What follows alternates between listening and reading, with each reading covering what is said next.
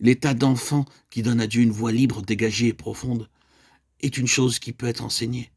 Sa nature est enseignable et ajustable, l'attitude qui consiste à croire que nous savons, alors que nous ne savons rien, est un obstacle à notre croissance. Beaucoup parmi nous avons peut-être été retardés à cause d'une très grande quantité de connaissances des choses du Seigneur que nous pensions posséder. Nous ne saisissons pas qu'une telle manière de penser est une entrave à la croissance spirituelle. La marque de la maturité de la croissance est la suivante. Plus vous savez et plus vous avancez. Moins vous vous rendez compte que vous savez et plus vous réalisez que vous avez besoin de connaître. C'est là où l'esprit d'un enfant est mené jusqu'à la fin. C'est un principe qui peut être appris, qui est consécutif à la prise de conscience que, bien que nous marchions depuis des années, nous ne sommes cependant qu'à la périphérie de tout en ce qui concerne le Seigneur. Ceci est la marque de la puissance du Saint-Esprit travaillant en nous. Celle que nous devrions à tout moment être dans une position où nous croyons savoir. Nous faisons allusion à cette connaissance qui nous amène dans une attitude où nous nous considérons comme des autorités ou des experts. N'est pas l'œuvre du Saint-Esprit.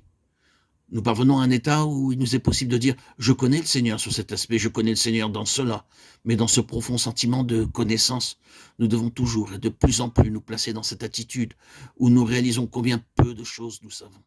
Tout simplement parce que nous voyons de plus en plus de ce que nous devrions connaître, de ce que nous avons besoin de connaître et de ce qu'il y a à découvrir en Christ.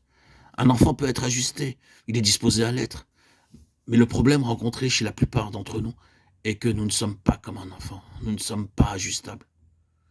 Il y avait une belle attitude d'enfant et une simplicité chez David, alors même qu'il était roi, comme il était merveilleux, merveilleusement ajustable.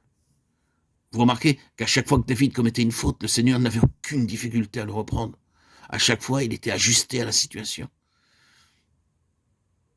Il ne résistait pas à Dieu.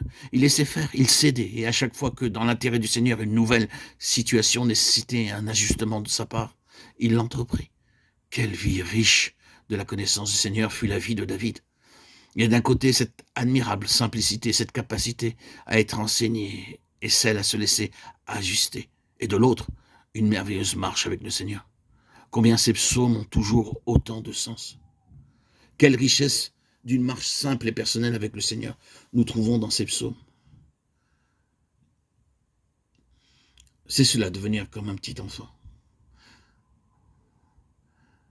Par cette nouvelle naissance, nous arrivons dans un monde complètement nouveau, où aucune des anciennes aptitudes, si nous en avons eu conscience, ne nous est d'aucune utilité. Nous sommes si lents à le reconnaître et le réaliser. Il est possible que dans cette vie naturelle, nous possédons des capacités, nous pouvons accomplir certaines choses, en résoudre d'autres. Mais lorsque nous entrons dans le royaume céleste, nous arrivons dans un monde où toutes ces anciennes facultés naturelles ne trouvent aucun usage. Nous avons une nouvelle vie, et cette vie a ses propres lois spécifiques, et l'ancienne vie naturelle n'est d'aucune utilité dans cette sphère. Nous sommes comme des petits-enfants. Vous et moi, nous ne pouvons pas vivre dans le domaine de l'esprit, dans le domaine des choses de Dieu, par notre vie naturelle. Nous devons avoir une vie qui corresponde au royaume des cieux. Désormais, par notre nouvelle naissance, nous nous découvrons en possession de cette nouvelle vie, une vie totalement différente.